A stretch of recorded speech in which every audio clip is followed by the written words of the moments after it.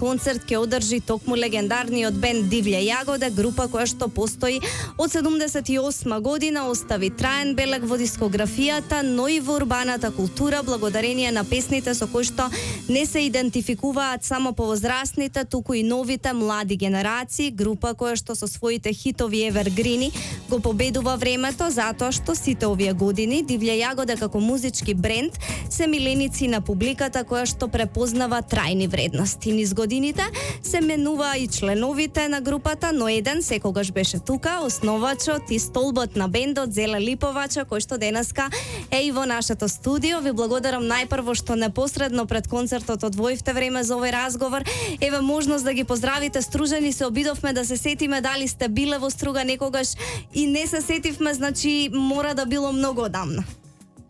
Prije svega hvala puno na pozivu, pozdravljam sve one koji nas slušaju, naravno tebe i ekipu u studiju. Prije svega u stvari hvala puno na ovim toplim riječima od Divljim Jagoda. Па тоа е навистина така, затоа што за вас зборуваат фактите сите овие повеќе од 40 години. Ako je tako, nećemo mijenjati. Uglavnom, jako je puno bilo koncerata. Koji je broj koncerata ovih 40 godina bio, iskreno ne znam. Možda smo nekad davno isvirali Strugu, možda, ali ne bih htio tvrditi da jesmo ako nismo, ali nije to toliko važno. Možda je puno važnije da sam ja sad tu i da pričam s tobom i da ćemo večeras svirati i svirat ćemo uglavnom ono što ljudi očekuju od nas. Тоа сакав и да ве прашам, кој е репертуарот, затоа што е огромен во овие изминати 40 години. Како правите селекција од толку многу безвременски хитови? Pitanje je jako dobro. Svake godine na početku ja sjedim priličan broj dana i probijam glavu, kako bi rekao, puno razmišljam kakav za ovu godinu treba biti repertoar. Nekada je to, to je uglavnom miks, što je važno. Međutim, veliki dio publike naravno da očekuje od nas neke pjesme koje su nezaobilazne, koje su Divlje Jagode u pravom smislu riječi. Pa tako je to Krivo je more, pa Jedina moja, pa smo malo prije čuli Ne želiš kraj, pa onda ide Let na drugi svijet, pa Motori, pa Šejla, pa Marija. Nevjerovatno, ja ne mogu vjerovati, Marija je u Makedoniji popularna, pa skoro isto kao Krivo je more ili Jedna moja, što je ja to iskreno nisam očekivao, jer jako je teško porediti bilo koju pjesmu, ne samo naš, ne samo Divlje, nego općenito pjesme sa Krivo je more, Jedna moja. Te dvije pjesme su ne samo da su kultne, nego one su nekako postale dio opšte kulture. Ja mislim da nema više, jako puno njih ne zna za mene, pojma nemaju ko sam ja. Neki čak ne znaju ni za Divlje Jagode. Ali ako im kažeš Krivo je more, pa kaže ja to znam. Jedina moja, ja to znam. Onda je dobro. I to je najvažnije. U ovoj cijeloj priči, pošto je moja prva pjesma je Jedina moja. Znači, to je moja prva pjesma. Ja sam imao 15 godina kad sam tu pjesmu napravio. I da je samo stalo na toj jednoj pjesmi, ja mislim da je moja uloga na ovoj maloj planeti Zemlji nekako ostvarena. Znači da je samo ta pjesma, jer mene sve ove godine ljudi sreću na ulicama, da li je to, uglavnom je to znači ex-Jugoslavija prostori, i stalno ljudi prilaze i kaže ja se zaljubio uz Krivo je more, ja sam voljela uz Jedina moja, ja sam bila na plaži kad sam prvi put spavala s nekima, svirala je pjesma Krivo je more i tako dalje i tako dalje. To je ne na stotine, na hiljade takvih primjera. Токму таква и најавата за вашиот концерт дека ниту една започната или завршена љубов не е возможна без песните кои што вие ги создадовте, така што баш сега тоа го објаснивте. Сега, вие сте музички многу сестрана личност и тоа го имате докажано многу пати, но она што нас секако како македонци многу не освои беше вашата преработка на македонско девојче заедно со браќата Тавитијан, тогаш буквално како да успеавте со вашата гитара да влезете во музичкиот код на она што сме ние всушност. Како дојде идејата за да ја преработите најпрво? Pa, prije svega, makedonsko devojče je čarobna melodija. To je nevjerovatno. Znači, tu je svaka nota kao biser. Ona jednostavno... Ja sam dugo godina, slično je bilo kao i sa pjesmom Ala Turka od Mozarta. Ja sam dugo godina razmišljao, htio to snimiti, volio te numere, dok naravno jednog dana sam mislio da je došlo vrijeme, tako je nekad bilo davno sa Ala Turkom, a sigurno 10 godina sam razmišljao makedonsko devojče, jer ja sam to htio da osviram na gitari, jel? I htio sam da to bude da ja dam neki mali pečat, da dam neki mali doprinos toj pjesmi, što nije lako. Pjesma je čarobna, to jednostavno nije lako. I onda sam imao sreću da su se braća Tevitjan uključila u to i oni su dali taj šmek Makedonije. Oni su dali ono što treba. Ja sam se trudio sa mojom gitarom da napravim. Ама и вие го дадовте, реакциите на публиката се токму тоа, дека и вие успеавте да го направите тоа со емоции како да сте од овде. Evo, otprilike to, znači sve što sam znao u tom trenutku, baš sam se bio totalno skoncentrirao da eventualno ne bi neko rekao pa zašto je on sad snimao tu pjesmu koja je lijepa, pa eventualno da nešto napravim što možda ne bi bilo dobro, ali iskreno, moram biti iskren, ja sam dobio na 100 poruka i iz cijele regije, ali je najvažnije nekako da te poruke koje sam dobio iz Makedonije, oni smatraju da sam to napravio dobro i da je to trebalo. Tako da, evo, u svakom slučaju hvala im na tim, na takvom, na toj podršci, takvom razmišljanju. Imam još jednu, ali o tome nećemo pričati, imam još ideju za još jednu tradicionalnu makedonsku melodiju, ali evo kad dođe vrijeme onda će. Добро, ќе почекаме и ќе ве контактираме. Инаку вие имавте и соработка, односно Не желиш крај, ја обработивте заедно како дует со нашиот Владко Илиевски, кој што за жал повеќе не е меѓу нас. Кажете ни нешто повеќе за тоа искуство. Pa prije svega ja mislim da svi ljudi, ali bukvalno svi koji su poznavali Vlatka, da su ga voljeli. Znači, da, imаше takva zvezda. Znači ja nisam sreo osobu koja nije voljela Vlatka. Znači, ja sam bio jedan od njih. Znači, često sam dolazio u Skoplje, mi smo se viđali ili na nekoj večeri ili na nekom piću, ali i Vlatko je u više navrata išao s nama na koncerte. To su prije 4-5 godina, recimo. I onda bi ja njega uvijek zvao na binu i prvi put kad sam ga pitao, on je rekao, pa ja bi pjevao Ne želiš kraj. I onda je on svaki put kad bude s nama se zezamo na tim koncertima, ja njega zovnem, ali on stvarno bio, on je bio mađiončar, on je jednostavno, njega je publika voljela. On kad stoji na bini već je bilo dovoljno. Da. I onda je on mene u neka doba pitao, pa dobro, da li bi ja njemu napravio jednu pjesmu? Pa ja kažem, zašto me to pitaš? Rec šta hoćeš, koliko hoćeš pjesama, ja ću praviti bez ikakvih pitanja, jel? I tako smo o tome razgovarali i na kraju sam ja rekao, pa dobro, Vlatko, ti Ne želiš kraj, ti imaš neku svoju verziju, ti si dao neki, kako bi rekli, touch na makedonskom, znači neki šmek, jel? Kako to prava makedonska riječ? On je dao nešto posebno toj pjesme i onda se on složio s tim i onda sam ja krenuo u tu cijelu priču. Ja sam napravio taj jedan prvi demo I onda je on došao, snimali smo vokal u Novom Sadu. I tu smo u stvari negdje stali. Kada smo završili snimanje, ja sam rekao, to je bilo prilično dobro. I to je ovo što imamo na tom njegovom CD-u, posthumno, koji je izišao. A ja sam, problem je u mene, nije bio u Vlatku, ja sam perfekcionista. Ja sam rekao, Vlatko, ovo je dobro, ali daj, molim te, još ćemo jednom, da li ćemo snimati u Skoplju ili negdje drugo. Ja sam ga pozvao u Sarajevo da dođe. Jel? Jer sam mislio da možda može i bolje. Tak. Iako je to bilo dobro, moram biti iskren. I danas kad slušam to je jednostavno dobro. To je nešto što je on dao drugačije toj pjesme, ali je dobro.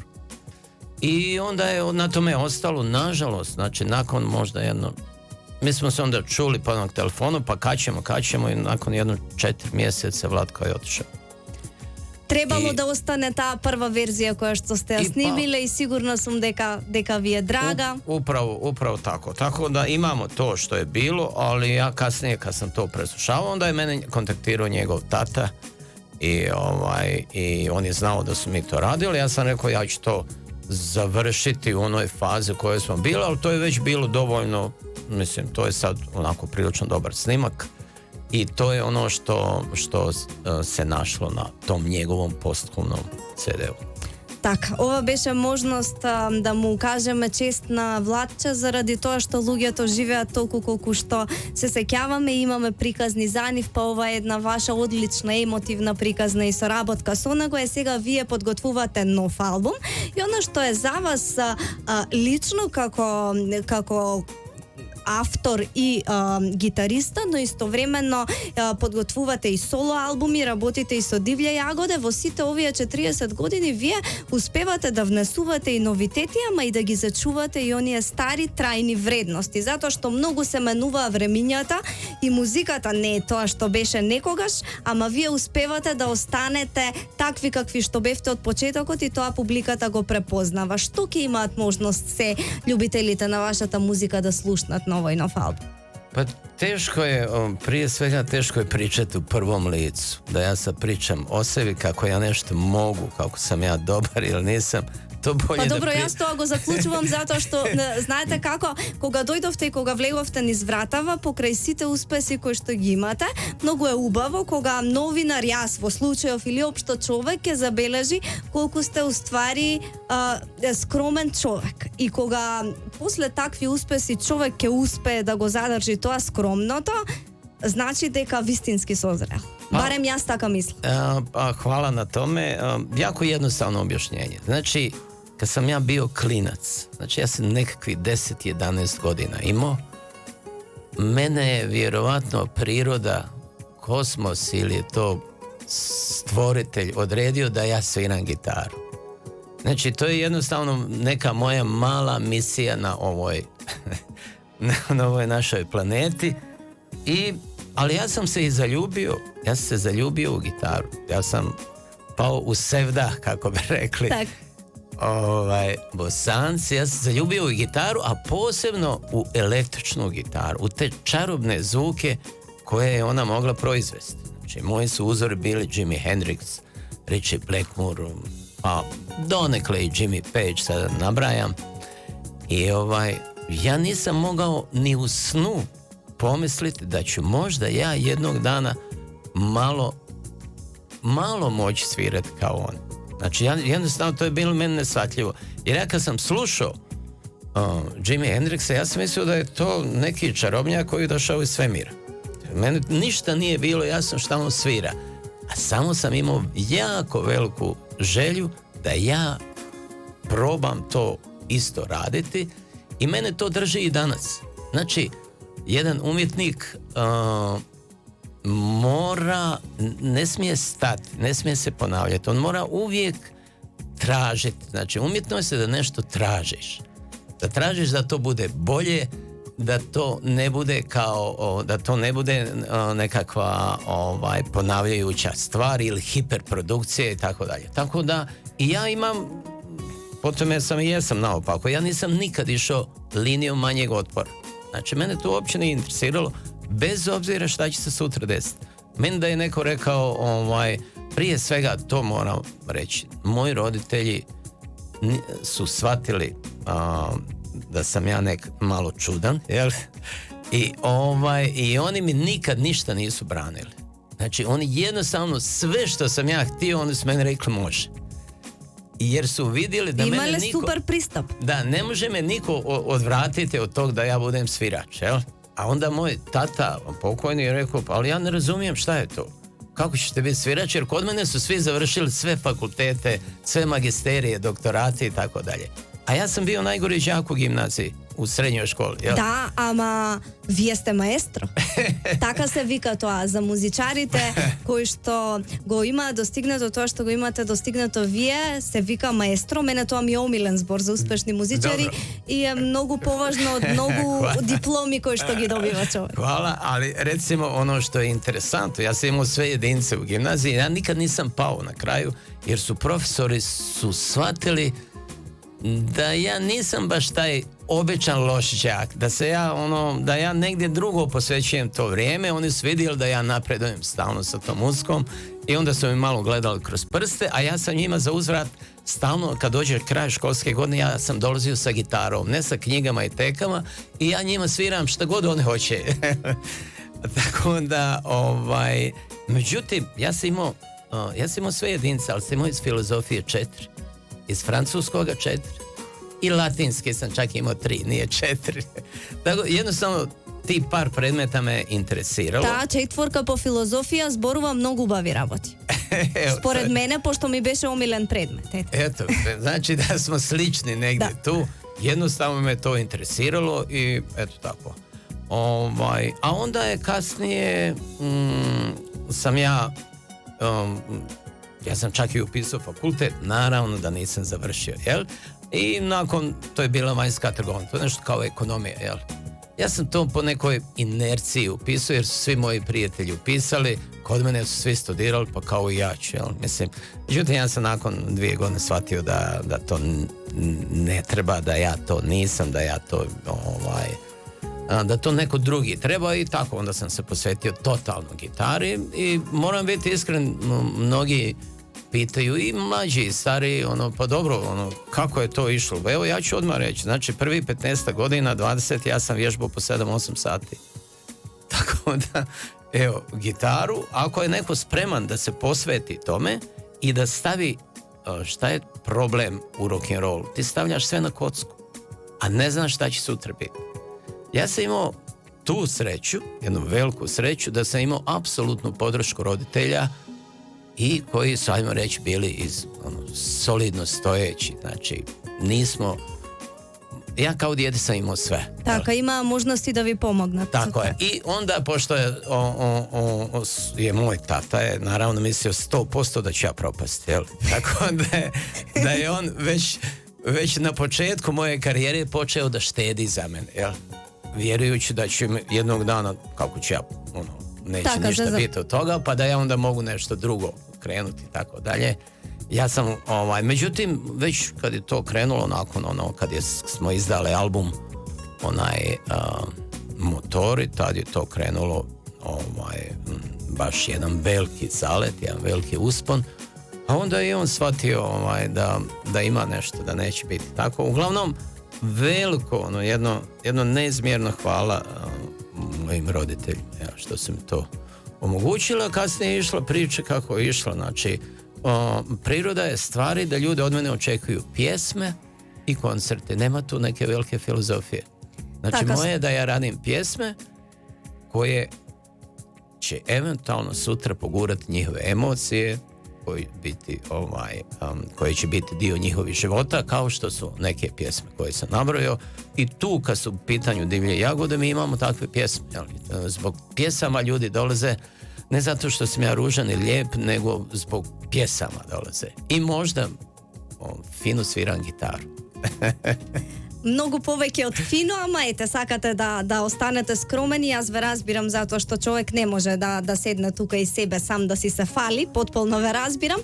Сега во целиот овој разговор неколку пати споменавте дека Космосот одредил да бидете, да се заљубите практично во гитарата и дека тоа е вашата мисија. Кога човек ќе ги свати тие две работи, се знае дека ќе му биде успешен патот и затоа веројатно сте стигнале Управо до овде, тако. затоа што ја знаете таа позадина, односно длабочината на мисијата која што ја имате и ја остварувате. Вечерва ќе имаат можност стружени да уживаат, уште еднаш ги покануваме да бидат вечерва во 21 часот на летна сцена Сиеста. Доколку се уште не си набавиле билет, може да го направат тоа во Мезе бар Барабар и на mktickets.mk. Ви благодарам за овој разговор и ви посакувам многу убав концерт. Hvala puno na pozivu. Do neke druge prilike.